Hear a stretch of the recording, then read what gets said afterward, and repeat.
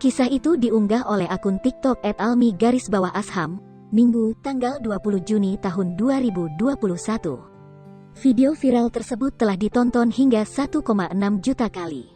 Pengunggah mengaku mendatangi rumah sahabatnya karena sudah rindu. Ia juga membawa minuman untuk sahabatnya yang sedang sakit tersebut. Berikut keterangan dalam video viral itu. Dia positif COVID-19 sudah seminggu. Hari ini aku nyamperin dia, kangen banget. Sambil bawain jajanan, dia senang. Aku minum di luar, dia di dalam.